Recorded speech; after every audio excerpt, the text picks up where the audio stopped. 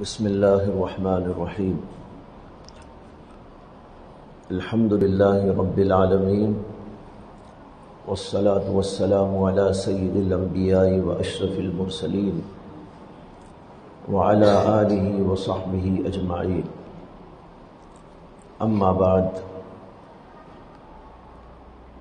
فقد قال النبی صلی اللہ علیہ وسلم من استحیا من اللہ تعالی حق الحیاء فلیذکر الموت والبلا ومن اراد الآخرة ترک الزینة الدنیا فمن فعل ذلك فقد استحیا من اللہ تعالی حق الحیاء۔ جو حدیث اس وقت میں نے پڑھی ہے،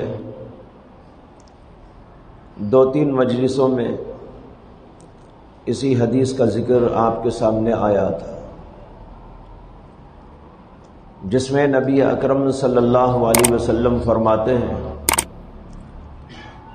کہ اللہ تعالیٰ سے اس طرح حیا کرو، شرم کرو جیسے کہ اللہ سے شرم اور حیا کرنے کا حق ہے، یعنی اللہ کے شایان شان اس سے شرم کرو۔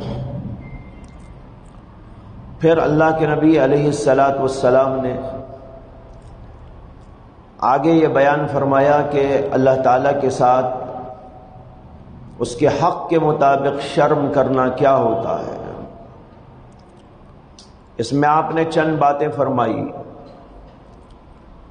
پہلی بات تو یہ فرمائی کہ جو آدمی اللہ تعالیٰ سے اللہ کے حق کے مطابق شرم کرتا ہے، وہ اپنے سر کی اور سر کے آس پاس جو چیزیں جمع ہیں، جیسے آنکھ ہے، جیسے زبان ہے، کان ہے، دماغ ہے، ان سب چیزوں کی وہ حفاظت کرتا ہے، یعنی اسے اللہ کی اطاعت میں لگاتا ہے، اللہ کے گناہوں سے دور رکھتا ہے۔ یہ ہے اللہ تعالیٰ سے شرمانے والا بندہ۔ آنکھ کی حفاظت، زبان کی، کان کی، سب چیزوں کی حفاظت کرتا ہے۔ اور دوسری بات یہ فرمائی والبطن وما حوا، کہ وہ پیٹ کی حفاظت بھی کرتا ہے اور پیٹ کے آس پاس کی چیزوں کی بھی حفاظت کرتا ہے۔ پیٹ کے آس پاس کیا ہے؟ شرمگاہ ہے، دونوں ٹانگیں ہیں، اور اس کے آس پاس میں ہاتھ بھی موجود ہے۔ ان سب چیزوں کو بھی گناہوں سے بچاتا ہے اور اللہ کی اطاعت میں، فرما برداری میں لگاتا ہے۔ اور تیسری بات یہ فرمائی وَلْيَذْكُرِ الْمَوْتَ وَالْبِلَا، وہ اللہ سے شرم و حیا کرنے والا بندہ موت کو یاد کرتا ہے، موت کے بعد قبر میں گل جانے، سڑ جانے، بوسیدہ ہو جانے کو یاد کرتا ہے۔ جو موت کو یاد رکھتا ہے، موت کے بعد والی زندگی کو یاد رکھتا ہے، وہ ہے حقیقت میں اللہ سے شرم آنے والا بندہ۔ اس کے اندر موت کا ذکر ہے اور موت کے بعد کے احوال کا۔ دین اسلام کے بنیادی عقائد میں آخرت کا عقیدہ بھی بڑا اہم عقیدہ ہے۔ تمام کے تمام پیغمبر جو دنیا میں تشریف لائے، انہوں نے آخرت کے عقیدے کو پیش کیا۔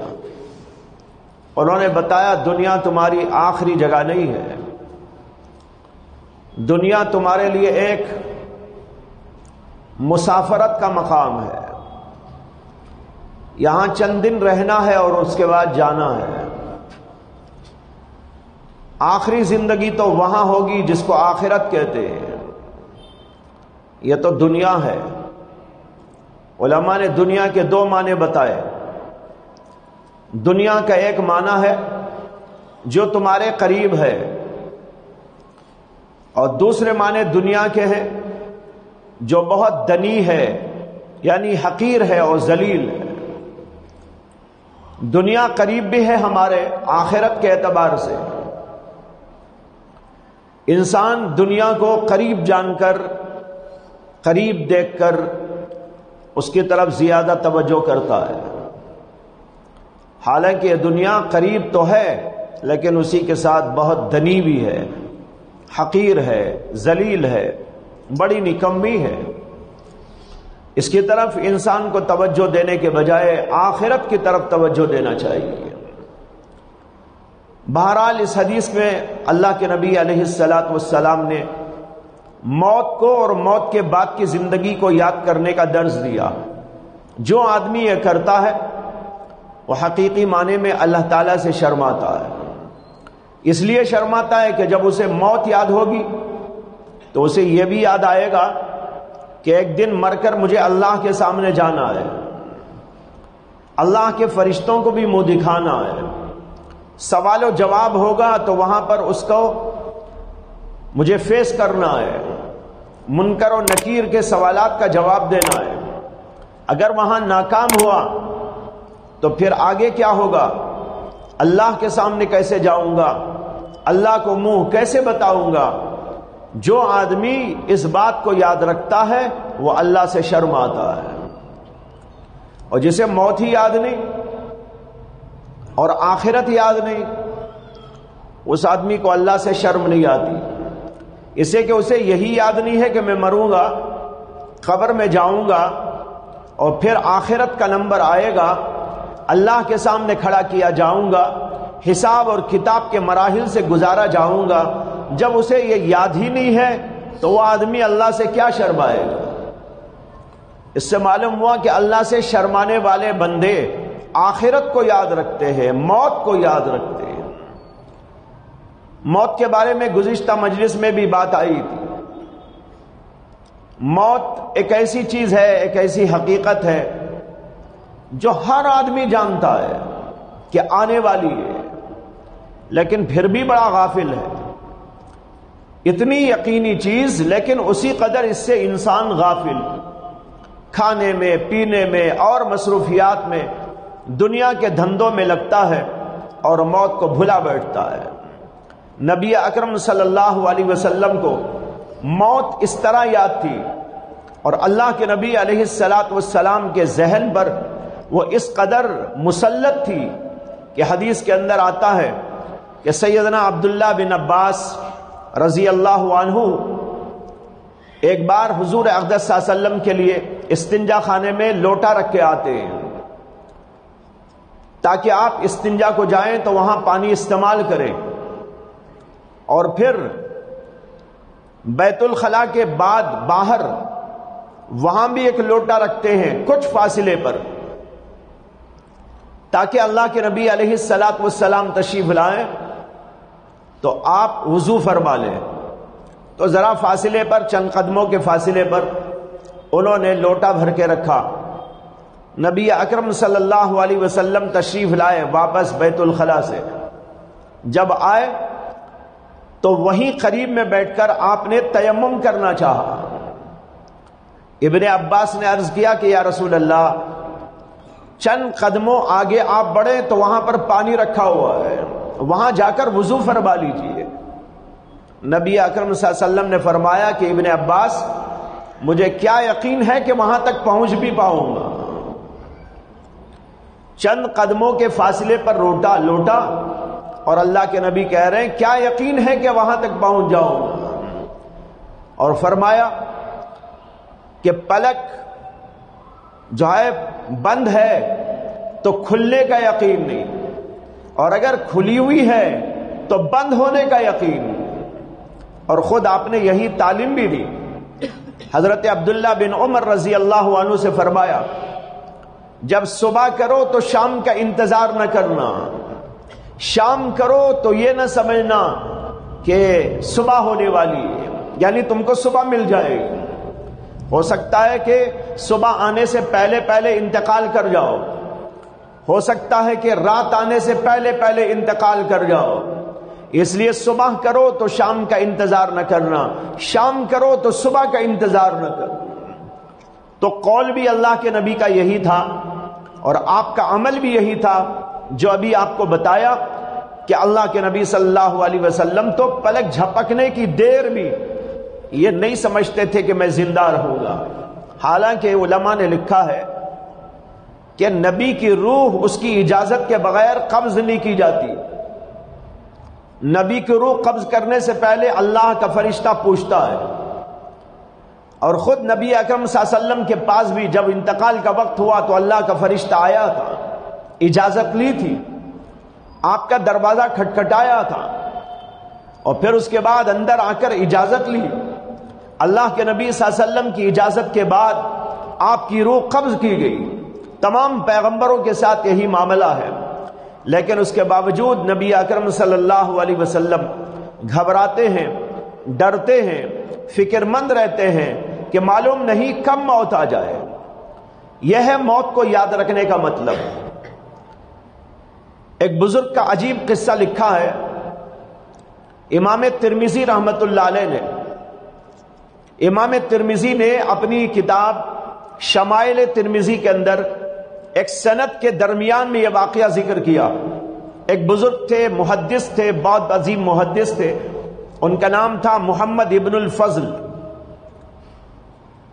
ان کے پاس حضرت یحییٰ بن معین رحمت اللہ علیہ ان سے کچھ حدیث سننے کے لیے گئے. ان کی خدمت میں گئے اور جانے کے بعد عرض کیا کہ حضرت وہ جو حدیث آپ کے پاس موجود ہے وہ حدیث آپ کی زبان سے سننا چاہتا ہوں, آپ کی سند سے سننا چاہتا ہوں. انہوں نے کہا ٹھیک ہے. جب انہوں نے حدیث بیان کرنی شروع کی تو انہوں نے عرض کیا کہ میں تو یہ چاہتا ہوں کہ آپ اپنی کاپی سے دیکھ کر مجھ کو سنا دیں. محدثین کاپیوں میں اپنے استاد سے لکھی ہوئی حدیثیں لکھ کے رکھتے تھے, سند کے ساتھ, متن کے ساتھ.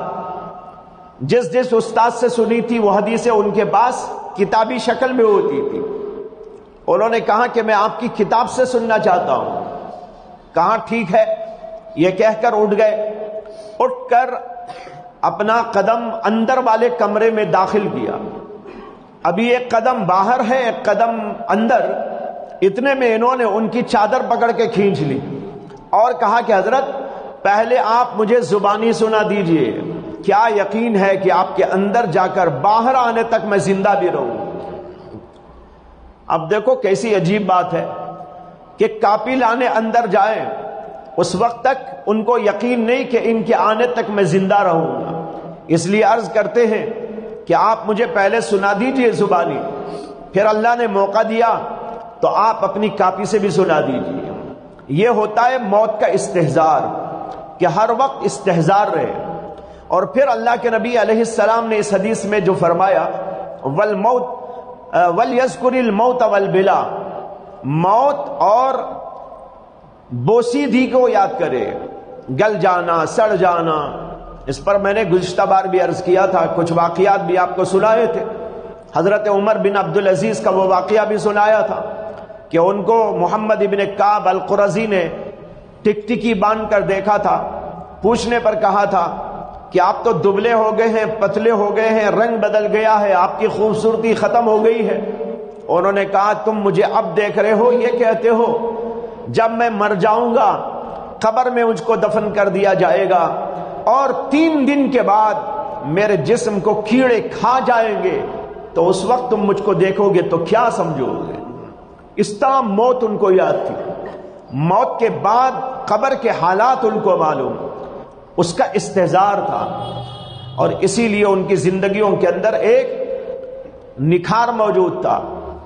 ہر چیز ڈھنگ سے کی جاتی تھی, اطاعت اور بندگی میں چست تھے, گناہوں میں بڑے سست تھے, بلکہ گناہوں سے بہت دور تھے.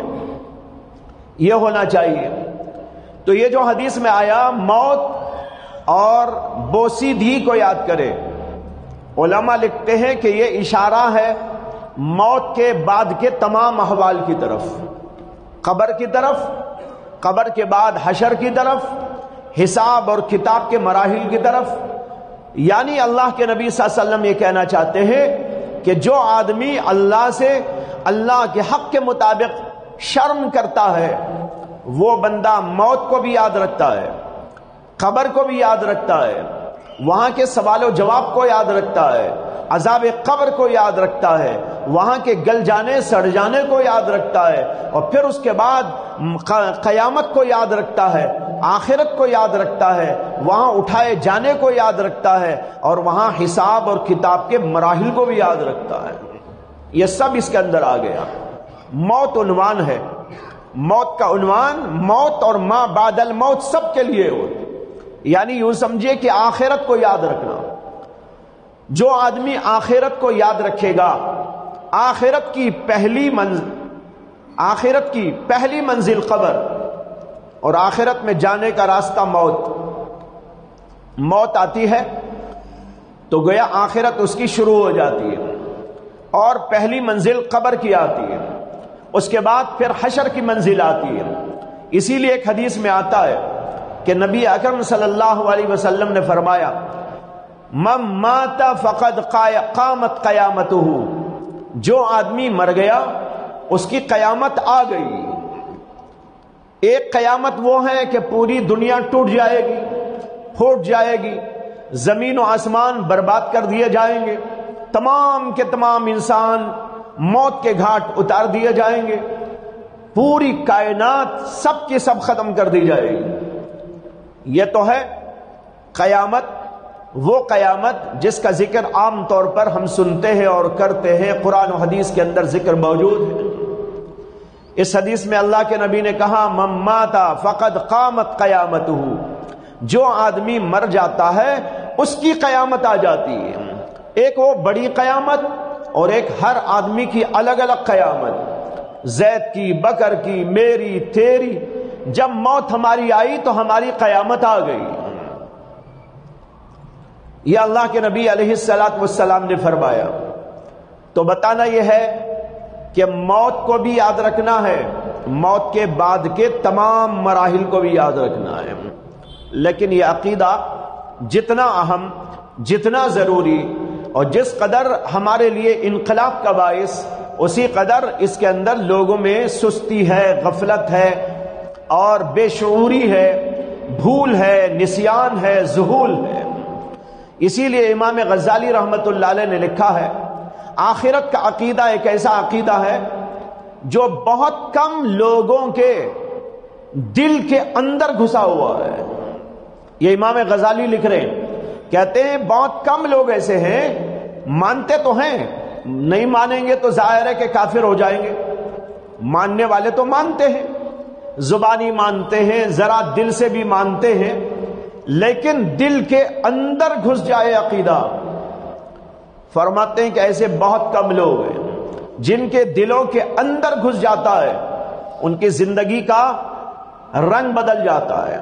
اسی کہ جب موت ہر وقت یاد ہوگی، قبر ہر وقت یاد ہوگی، وہاں کا بوسیدہ ہونا یاد آئے گا، عذاب قبر یاد آئے گا، ثواب قبر یاد آئے گا، پھر حساب و کتاب کا مرحلہ یاد آئے گا، تو وہ آدمی ظاہر بات ہے اپنی زندگی کو اس طرح نہیں رکھ سکتا جیسے کہ آج کل ہم لوگوں کی زندگی ہے کہ اس کے اندر کوئی نکھار نہیں آ رہا ہے۔ نکھار آتا ہے دو چیزوں سے، ایک گناہوں سے بچنے سے اور ایک نیکیوں کے کرنے سے۔ دو کام ہی ہیں، پوری زندگی میں دو ہی کام کرنا ہے، ایک بچنے کا کام اور ایک کرنے کا کام۔ اطاعت والی چیزیں اختیار کرنا ہے، اور جو گناہ اور معصیت کے کام ہے اس سے بچنا ہے، اس سے نکھار آتا ہے۔ یہ دو چیزوں میں جو کمی ہو گئی اس کی بنیادی وجہ ہے عقیدہ آخرت کے اندر کوتاہی، عقیدہ آخرت کے اندر جو ہے وہ پختگی نہ ہونا، جو پختگی کے ہونی چاہیے وہ پختگی موجود نہیں اور اس کا استحضار نہیں۔ یہ استحضار نہ ہونے اور پختگی نہ ہونے کی وجہ سے آدمی الٹا سیدھا کرتا رہتا ہے۔ اگر یہ بات پکی ہو جائے، دل میں جم جائے، تو پھر اس کی زندگی میں انقلاب پیدا ہو جاتا ہے۔ اسی لیے آخرت کے عقیدے کو انقلابی عقیدہ کہا علماء نے، اس لیے کہ اس عقیدے کے آنے کے بعد اس کی پوری زندگی میں تبدیلی آ جاتی ہے۔ مثلاً ایک آدمی ہے، اسے موت یاد نہیں، قبر بھی یاد نہیں اور حشر بھی یاد نہیں، قیامت اسے یاد نہیں، حساب اور کتاب یاد نہیں، تو یہ آدمی ہر الٹا سیدھا کرتا رہے گا۔ لیکن جس آدمی کے دل میں یہ بات پختگی کے ساتھ میں آ جائے وہ ٹھیک ہو جائے گا۔ اسی لیے قرآن کریم میں ایک جگہ پر آیا ہے وَأَمَّا مَنْ أُوتِيَ كِتَابَهُ بِيَمِينِهِ فَيَقُولُ هَاؤُمُ اقْرَءُوا كِتَابِيَهْ إِنِّي ظَنَنْتُ أَنِّي مُلَاقٍ حِسَابِيَهْ۔ ان آیات میں غور کیجئے، اللہ تعالیٰ کہتے ہیں کہ جس آدمی کا نام عمل اس کے داہنے ہاتھ میں دیا جائے گا وہ لوگوں سے یوں کہے گا ہاؤم اقرؤوا کتابیہ، ارے آؤ میرا نام عمل پڑھ کے دیکھو۔ اسے کہ جب وہ دیکھے گا کامیابی ہو گئی اور اسے بہت اچھے نمبرات مل گئے، رضائے خداوندی کا پروانہ مل گیا، وہ سارے لوگوں کو دکھائے گا، خوشی خوشی دکھائے گا ہاؤم اقرؤوا کتابیہ، اور اس کے ساتھ ایک جملہ اور بولے گا انی ظننت انی ملاق حسابیہ، میرا یہ اچھا سا جو رزلٹ آ گیا، میری کامیابی کا پروانہ مجھ کو آج مل گیا، اس کی وجہ یہ ہے کہ مجھے پہلے ہی سے یقین کامل تھا اس بات کا کہ حساب والے مرحلے سے مجھے گزرنا ہوگا۔ یہ جملہ یہاں لانے کا اور اس وقت وہ قیامت میں جو بولے گا اس کا دونوں کا ربط کیا ہے؟ کیوں بولے گا؟ وہ یہ بتانے کے لیے بولے گا کہ جو آدمی آخرت کے عقیدے کو پکے طور پر قبول کرے گا اور اس کا استحضار ہوگا اور اسے اچھی طرح دل میں بیٹھ جائے گا کہ آخرت آنے والی ہے، حساب و کتاب کے مرحلے سے مجھے گزرنا ہے، اس آدمی کا نتیجہ اچھا ہی ہوگا، اس لیے کہ اس کے اعمال درست ہو گئے۔ اس لیے قیامت کے دن وہ یوں کہے گا انی ظننتو، یہاں ظننتو کے معنی یقین کے ہیں، گمان کے نہیں۔ بعض جگہ پر لفظ ظن یقین کے معنی میں بھی آتا ہے، اسی طرح یہاں بھی یقین کے معنی میں وہ کہے گا مجھے پہلے ہی سے یقین تھا، دنیا میں میں یقین رکھتا تھا انی ملاق حسابیہ، حساب والے مرحلے سے مجھے ملنا پڑے گا، گزرنا پڑے گا، اس لیے میں نے اپنے اعمال کو درست کر لیا۔ لہذا اب یہ عقیدہ ہمارا بھی پکا اور سچا کرنا ہے، آخرت کا عقیدہ، موت آنے والی، قبر میں ہم جانے والے، قبر کے حالات، وہاں کی چیزیں، وہاں کے حوادث، اور پھر اس کے بعد قیامت کے اندر حساب اور کتاب، پھر جنت اور دوزخ، ان سب چیزوں کا تصور بار بار کرو، بار بار کرو، اتنا کرو، اتنا کرو، اس کا استحضار ہو جائے۔ اگر آپ چاہیں بھی کہ مجھے یاد نہ آئے موت، تب بھی وہ یاد آئے، سوتے رہیں یاد آ جائے، جیسے کہ بزرگوں کے احوال لکھے ہوئے، غالباً میں نے گزشتہ مجلس میں بھی سنایا تھا حضرت سفیان ثوری رحمت اللہ علیہ کی بات۔ سفیان ثوری کے بارے میں ان کے شاگرد رشید عبد الرحمن بن مہدی کہتے ہیں کہ ہم ان کو دیکھتے تھے کہ وہ تھوڑی دیر سوتے اور پھر اس کے بعد اچانک النار النار کہتے ہوئے بیدار ہو جاتے، یعنی دوزخ یہ کہتے ہوئے بیدار ہو جاتے اور پھر عبادت کے اندر مشغول ہو جاتے اور پوری رات اسی طرح گزر جاتی۔ موت کا تذکرہ ان کے سامنے ہو جاتا تو 2 دن 3 دن کھانا پینا سب بند ہو جاتا، بات چیت بھی بند ہو جاتی۔ کہتے ہیں کہ اس وقت میں کوئی ہمت بھی نہ کرتا تھا کہ ان سے بات چیت کرے، کوئی بات پوچھے، اس لیے کہ ان کا انداز ایسا ہو جاتا کہ کسی کو ہمت نہ پڑتی تھی کہ ان سے بات چیت کرے۔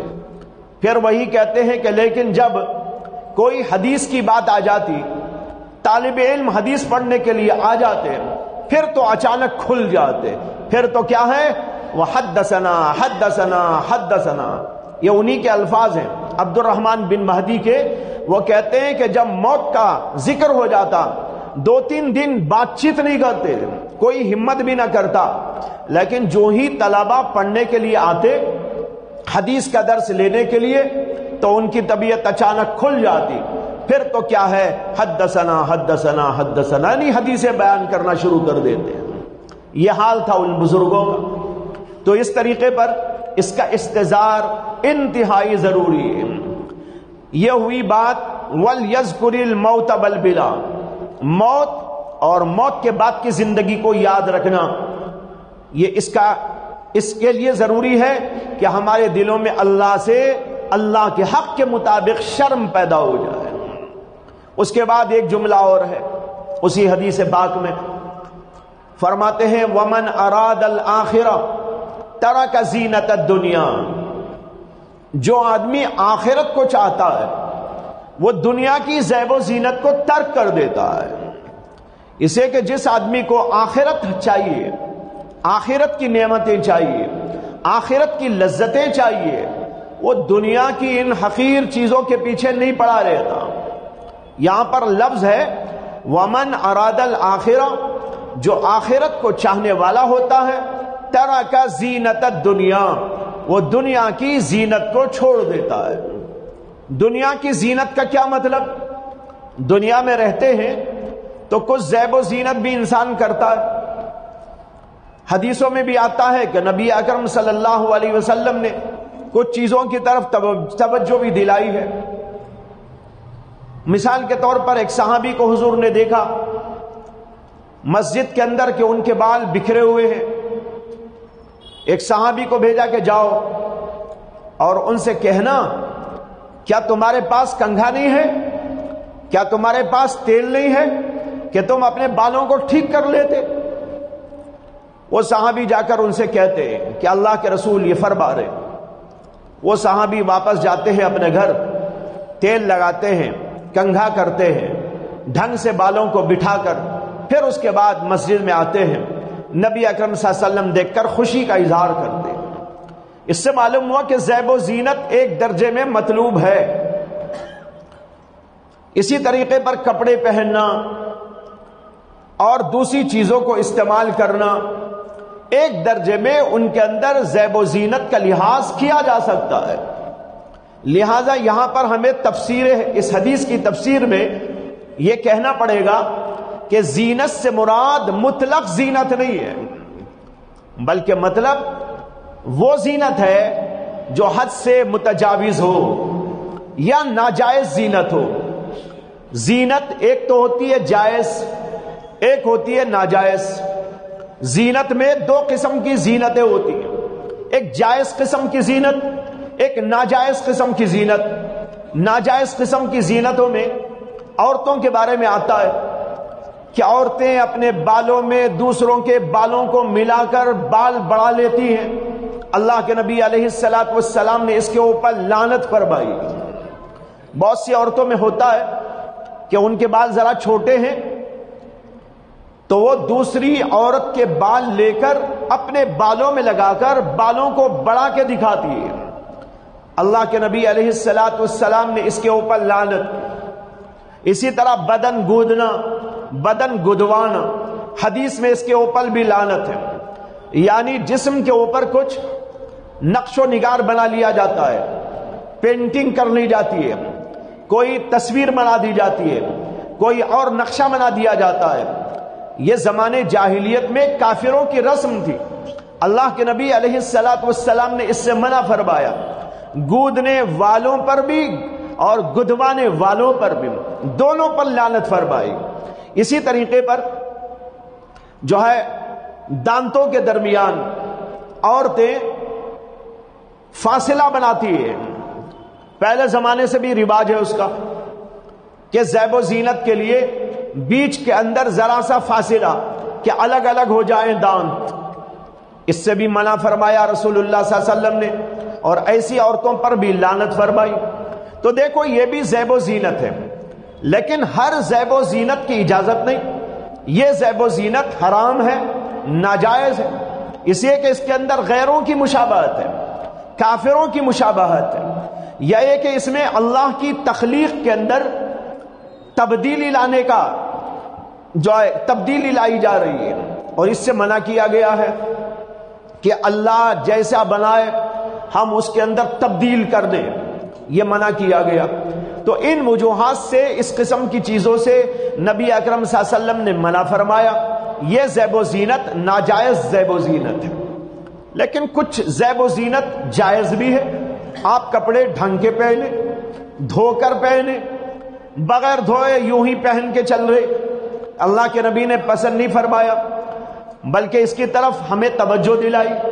صفائی کا لحاظ، ڈھنگ کا لحاظ، رنگ کا لحاظ، اس کا کچھ لحاظ ہونا چاہیے، لیکن اس کے اندر بھی حدود میں ہونا چاہیے. آدمی کو حد سے زیادہ زیب و زینت جو فضولیات تک پہنچا دے، آدمی کو خامخواہ کی باتوں تک پہنچا دے، یہ بھی اسلام کے اندر درست نہیں. اس سے بھی منع کیا گیا ہے. یہ فضولیات تک پہنچا دیتا ہے آدمی کو. جیسے بہت سے لوگوں کو دیکھا ہوگا زیب و زینت میں فضولیات پہ اترے ہوئے، جوڑوں پر جوڑے، جوڑے پہ جوڑے بناتے چلے جا رہے ہیں، جوتوں پر جوتے، جوتوں پر جوتے بناتے چلے جا رہے ہیں. ایک صاحب کئی سال پہلے میرے پاس آئے تھے، وہ کہیں باہر رہتے ہیں، بنگلور ہی کے شاید، تو ملنے کے لیے آئے اور انہوں نے کچھ اصلاح کے سلسلے میں اپنے احوال بیان کیے. مجھے سن کے بڑی حیرت ہوئی. انہوں نے کہا میرا مزاج ایسا بن گیا ہے، جو چیز دیکھتا ہوں اس کو خریدتا ہوں. انہوں نے غالباً ایسا بتایا کہ میرے پاس کئی ہزار جوڑے موجود ہیں، کئی سو جوتے موجود ہیں، اور کئی سو گھڑیاں، واچ موجود ہیں. اتنا لمبا انہوں نے بتایا کہ میں تو حیران رہ گیا. اور میں نے کہا بھائی کیا کرتے ہیں آپ اس کا؟ کہا کرتا تو کچھ نہیں ہوں، لیکن ایسا ذوق بن گیا ہے، جس دکان پہ جاتا ہوں کچھ خریدتا ہوں، جو جوڑا دیکھتا ہوں وہ خریدتا ہوں، جو جوتا دیکھتا ہوں وہ خریدتا ہوں، کوئی چیز دیکھتا ہوں وہ خریدتا ہوں. اب یہ جو چیز ہے یہ ناجائز ہے، اس لیے کہ اس کے اندر حد سے تجاوز کیا جا رہا ہے اور فضول خرچی سے اسلام کے اندر منع کیا گیا ہے. تو یہ بتانا ہے کہ اس حدیث میں جو اللہ کے نبی نے کہا وَمَنْ أَرَادَ الْآخِرَةَ تَرَكَ زِينَةَ الدُّنْيَا، جو آدمی آخرت کو چاہتا ہے وہ دنیا کی زیب و زینت کو چھوڑ دیتا ہے. کیا مطلب؟ ناجائز زیب و زینت کو چھوڑ دیتا ہے اور حد سے زیادہ زیب و زینت کو چھوڑ دیتا ہے. ایک آدمی ہر وقت بناؤ سوار میں لگا رہے، کپڑوں کے ٹھیک کرنے میں، جوتوں کے ٹھیک کرنے میں، اپنے بالوں کے ٹھیک کرنے میں، اپنی کسی اور چیز کے ٹھیک کرنے میں، ہر وقت اسی کے پیچھے پڑا ہوا ہے. جیسے نوجوانوں کو دیکھا جاتا ہے ہر وقت لگے ہوئے ہیں بنانے میں، سوارنے میں اپنے آپ کو، بال بنا رہے ہیں، کپڑے بدل بدل کے جا رہے ہیں.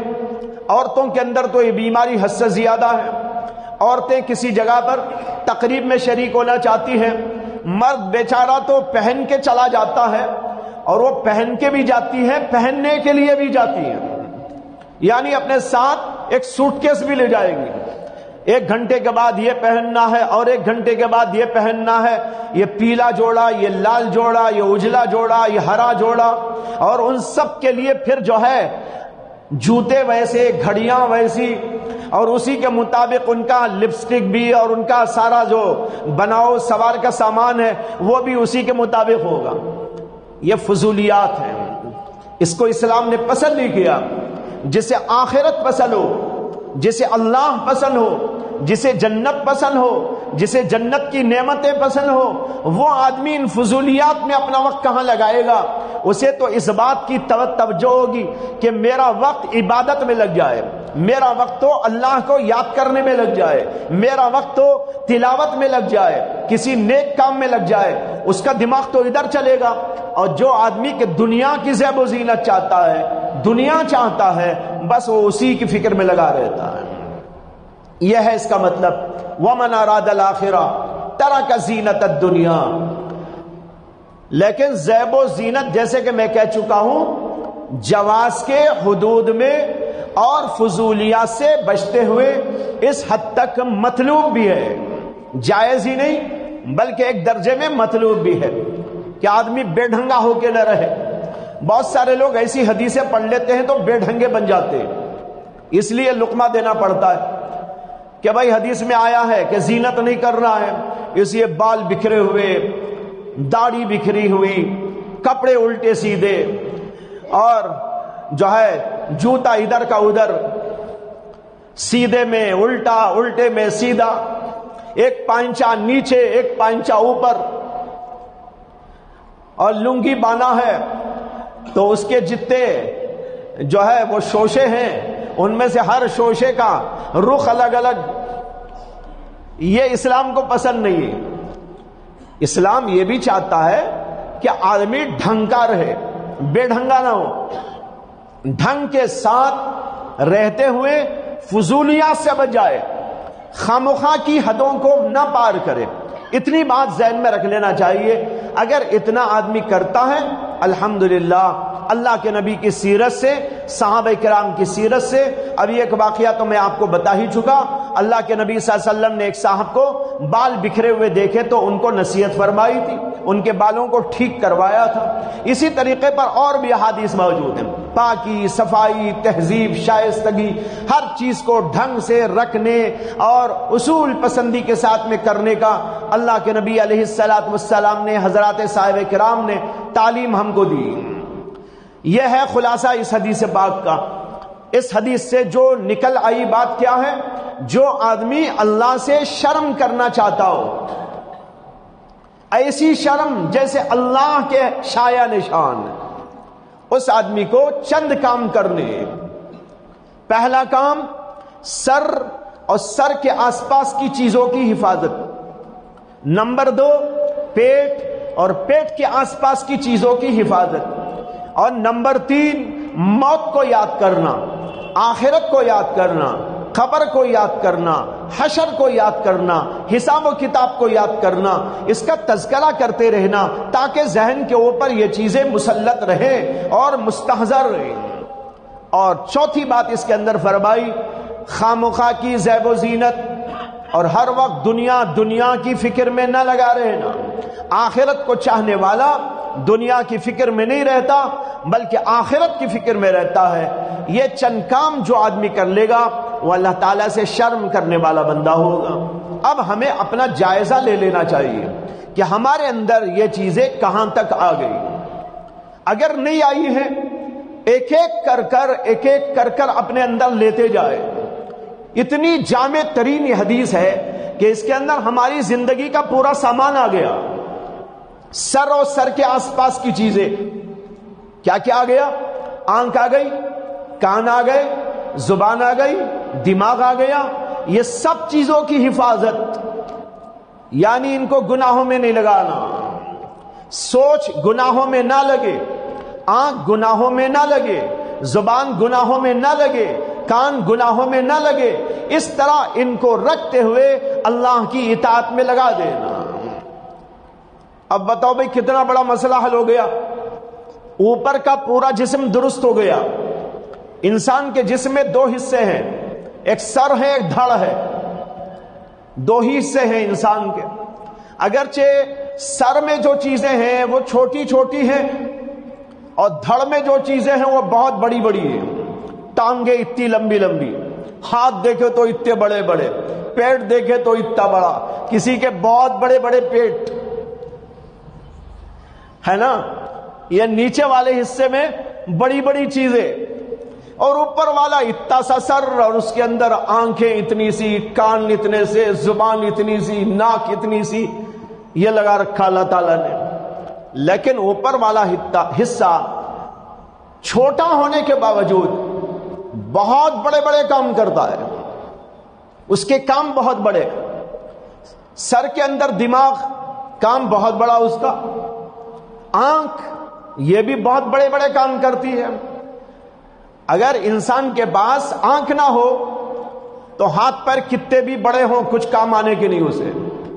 آنکھ رہی تو کام آئیں گے، ہاتھ بھی پیر بھی ڈھنگ سے، ورنہ تو آنکھ نہیں ہے تو آدمی کے لیے بڑی مشکلات. اسی طرح زبان کتنی قیمتی ہے، اس سے انسان کیا کیا کرتا ہے، اسی سے جڑاتا ہے، اسی سے توڑاتا ہے، اسی سے اچھائی بھی کرتا ہے، اسی سے برائیاں بھی کرتا ہے. یعنی بڑی پاورفل چیز ہے جو اللہ نے ہم کو عطا کی ہے. اسی طرح کان، علم سارا کان سے آتا ہے. استادوں کی بات سننا، ماں باپ کی بات سننا، بڑے چھوٹوں کی بات سننا، سن کر آدمی کے اندر علم کا پہاڑ پیدا ہو جاتا ہے، علم کا دریا جمع ہو جاتا ہے۔ دیکھو کتنی قیمتی چیزیں ہیں، یہ ہیں تو چھوٹی موٹی چیزیں دیکھنے میں، لیکن ہے بہت بھاری بھرکم اپنے اعمال اور افعال کے اعتبار سے۔ اور نیچے دھڑ ہے، اللہ کے نبی نے دھڑ کے بارے میں کہا پیٹ اور پیٹ کے آس پاس کی چیزیں، اس میں پورا دھڑ آ گیا، اسی میں پیر آ گئے، اور اسی کے اندر ہاتھ بھی آ گئے، پیٹ بھی آ گئی، پیٹ بھی آ گیا، اور شرمگاہ آ گئی۔ یہ سب چیزیں نیچے،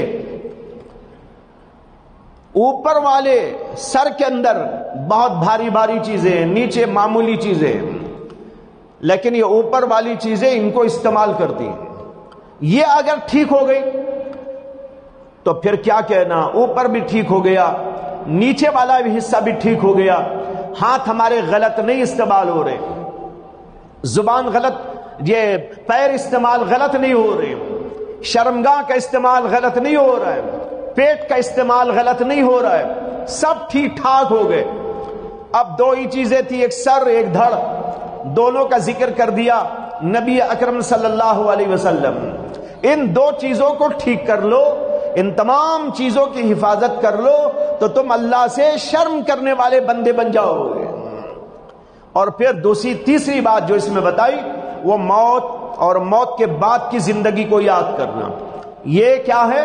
یہ سر کو اور پیٹ کو، اور سر اور پیٹ کے آس پاس کی چیزوں کو محفوظ رکھنے کے لیے ایک وسیلہ ہے، ذریعہ ہے۔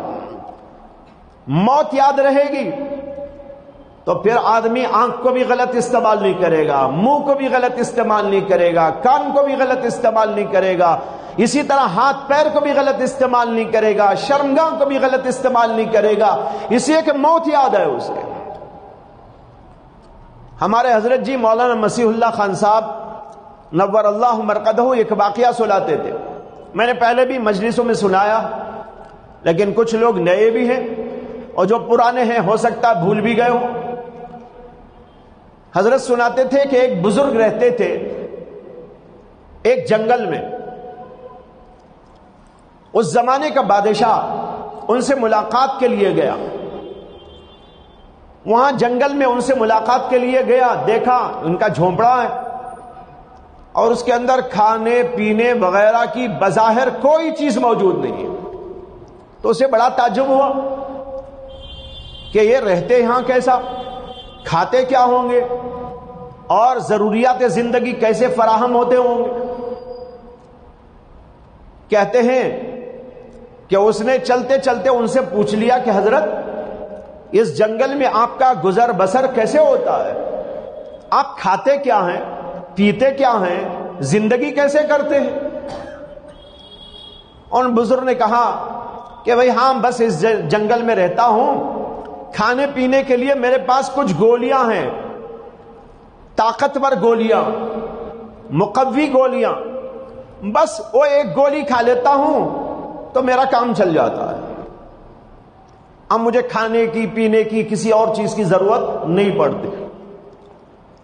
تو اس کو بڑا تعجب ہوا، اس نے کہا ایک گولی کھائیں اور اسی سے آپ کی زندگی ہو جائے، وہ کیسی گولی؟ وہ بزرگ اٹھا کر ایک گولی اس کو دے دیے، یہ ذرا آپ کھا کے دیکھ لیجئے۔ خیر اس نے کھا لیا انہی کے سامنے، کھا کر اس کے بعد چلا گیا۔ جو اپنے محل میں پہنچا، رات ہوئی تو اسے ایسی طاقت معلوم ہوئی، ظاہری بھی اور باہی بھی، کہ اسے اپنی کئی بیویوں سے ملنا پڑ گیا ایک ہی رات میں۔ اب ایسی قوت معلوم ہو رہی ہے زبردست، جس کا کبھی اس نے اندازہ نہیں کیا تھا۔ خیر رات گزر گئی، رات گزرنے کے بعد جب صبح ہوئی تو شیطان نے اس کے دل کے اندر ایک شبہ پیدا کر دیا کہ تو نے ایک گولی کھائی تھی، تیرا حال تو یہ ہو گیا کہ کئی بیویوں سے تجھے رات میں ملنا پڑا۔ وہ بزرگ روزانہ گولیاں کھاتے ہیں تو پھر ان کا حال کیا ہوگا؟ یعنی ان کو کتنی عورتوں کی ضرورت پڑتی ہوگی. شیطان جو ہے نا وسوسے ڈالتا ہے بزرگوں کے بارے میں، نیک لوگوں کے بارے میں، مشائخ کے بارے میں. اور ایک بزرگ نے لکھا ہے کہ شیطان مریدین کو اپنے مشائخ سے دور کرنے کے لیے بڑی تدبیریں کرتا ہے، اور سب سے پاورفل جو اس کی تدبیر اور آخری تدبیر ہوتی ہے وہ ہوتی ہے اپنے شیخ سے بدزنی میں مبتلا کر دینا. اسے کہ بدزنی آ جاتی ہے تو پھر قصہ ہی ختم ہو جاتا ہے. تو اب اس کے دل میں ایسے ہی شبہ پیدا کر دیا. خیر اس کے بعد جو ہے نا دوسرا دن ہوا تو دوسرے دن بھی ملنے کے لیے گیا تو ان بزرگ نے پوچھا طبیعت کیسی رہی؟ اس نے کہا حضرت کیا بتاؤں، عجیب و غریب حالت ہو گئی، اتنی قوت آئی جس کی کوئی انتہا نہیں. اور مجھے رات میں ایسی نوبت آ گئی. یہ کہتے کہتے دل میں بھی اس کے وہ شبہ آ رہا تھا ان بزرگ کے بارے میں. کبھی کبھی اولیاء اللہ کو اللہ تعالیٰ کشف القبور عطا کر دیتے ہیں، کشف القلوب عطا کر دیتے ہیں. کشف القبور بھی ہوتا ہے، کشف القلوب بھی ہوتا ہے. یعنی دلوں کے اندر جو وسوسے گزرتے ہیں اللہ اپنے نیک بندوں کو کبھی اس پر مطلع بھی کر دیتے ہیں. جب وہ بول رہا تھا دل میں شبہ جاری تھا، اس شبے پر وہ مطلع ہو گئے. اس کے بعد انہوں نے کہا کہ آپ کو گولیاں پسند آئی تو لیجئے، اور چند گولیاں آپ کو دیتا ہوں، یہ لے لیجئے. لیکن حضور والا ذرا یہ بھی یاد رکھنا کہ 40 دن میں آپ کے پاس اللہ کا فرشتہ موت کا آنے والا ہے. یہ انہوں نے کہا 40 دن میں اسرائیل آپ کے پاس آنے والے ہیں. بس اتنا سننا تھا وہی حالت خراب ہو گئی اس کی. گولیاں تو لے لیا لیکن اتنا سنتے ہی وہی ڈگمگانے لگا، زبان لڑکھڑانے لگی اور پورا بدن پر کپ کپی طاری ہو گئی. خیر اس کے بعد جو ہے اس کو سنبھال ومال کے وہاں سے اس کے جو لوگ تھے وہ لوگ لے کر اپنے محل میں اس کو پہنچائے. لیکن وہاں گئے تو اب طبیعت خراب پر خراب ہونے لگی. اچھائی کی طرف آنے کے بجائے اور بگاڑ پیدا ہو گیا. اب بس جو رات آئی اور زیادہ خراب ہو گئی. اب نہ کھانا کھاتا ہے، نہ پانی پیتا ہے، نہ بیوی کو دیکھتا ہے، نہ کسی اور کی طرف التفات کرتا ہے. بس عجیب حالت اس کی ہو رہی ہے. لوگوں نے کہا ارے کھانا تو کھا لیجئے، آپ کی حالت بہت خراب. کہا نہیں میرا جی نہیں چاہتا. ارے پانی تو پی لیجئے، ذرا دودھ تو چکھ لیجئے، لیکن کسی کے لیے تیار نہیں. آخر میں لوگوں نے کہا ایسا کرو کہ کم از کم وہ گولی تو نگل جاؤ جو ان بزرگ نے آپ کو دی ہے نا. وہ گولی سے تو طاقت و قوت آ جائے گی آپ کے اندر، کھانا کھانے میں آپ کو دیر لگے گی. یہ ذرا سی گولی نگلنے میں کیا ہے، لہذا اس کو نگلوا دیا. گولیوں پر گولیاں نگلوا دی، لیکن اس کی حالت روز بروز خرابی ہوتی چلی گئی. یہاں تک کہ جوں وہ 40واں دن قریب آنے لگا اس کی طبیعت اور زیادہ خراب ہوتی گئی. اب وہ 40واں دن آیا تو وہ تو بے ہوشی ہو گیا، اس انتظار میں کہ اب فرشتہ آئے گا، تب فرشتہ آئے گا، پتہ نہیں میرے ساتھ میں کیا ہوگا. یہ سوچ کر حالت بہت ہی دیگرگو ہو گئی. لیکن وہ فرشتے کو آنا نہیں تھا نا، اس دن نہیں آیا. یہاں تک کہ 40واں دن گزر گیا، ہوش برقرار ہوئے، اور 40واں دن گزرا تو پھر ذرا وہ سنبھلا. ارے 40واں دن وہ تو آیا نہیں فرشتہ، پتہ نہیں کیا مطلب تھا اس کا. اس لیے اب ذرا سا پھر جو ہے طبیعت بحال ہونے لگی. اب 1 دن اور گزرا، 2 دن اور گزرے، 4 دن گزرے، 5 دن گزرے، 10 دن گزرے، تو پھر طبیعت اپنی معمول پہ آنے لگی تو کچھ ٹھیک ہو گیا. پھر اس کے بعد جب طبیعت بالکل ٹھیک ٹھاک ہو گئی تو اس نے کہا کہ ان بزرگ نے بھائی مجھے ایسا کیوں کہا، خواہ مجھے پریشان کر دیا اور میری حالت ایسی ہو گئی. چلو ملتے ہیں، پھر ملاقات کرتے ہیں. چنانچہ پھر ملنے کے لیے گیا اور جا کر کہا کہ حضرت میری تو عجیب حالت ہو گئی، آپ نے کہا تھا 40 دن میں مرنے والا ہوں، فرشتہ آنے والا ہے، یہیں سے تو آپ کے سامنے حالت خراب ہو گئی۔ وہ حالت جو بگڑی تو بگڑتی ہی چلی گئی، یہاں تک کہ میں تو بغیر فرشتے ہی کے مرنے والا تھا، بغیر فرشتے ہی کے موت کی حالت ہو گئی تھی۔ لیکن بہرحال 40 دن ہو گئے، طبیعت بہت خراب ہوئی، لیکن فرشتہ آیا نہیں، اب تک میں زندہ ہوں، اب کچھ سمل کر میں آیا۔ انہوں نے کہا اچھا کھانا وانا بھی نہیں کھایا اس وقت؟ ارے کیا کھانا کھاؤں، کیا پانی پیوں، کیا دودھ پیوں، کچھ نہیں، البتہ وہ آپ کی گولیاں نگلوا دی تھی لوگوں نے مجھ کو۔ اچھا وہ گولیاں نگلوائی تب کیا ہوا؟ کہاں کچھ بھی نہیں ہوا، کہاں پہلی گولی کھائے تو جو ہوا ویسا کچھ نہیں ہوا، کہاں نہیں ویسا بھی کچھ نہیں ہوا، نہ کسی بیوی کی طرف التفات، کچھ نہیں۔ کہاں کیوں؟ کہاں اس لیے کہ موت کا ڈر تھا، موت کا خوف تھا، اب آئے گی تب آئے گی، اب آئے گی تب آئے گی، اس کی وجہ سے کسی کی طرف التفات نہ ہوا۔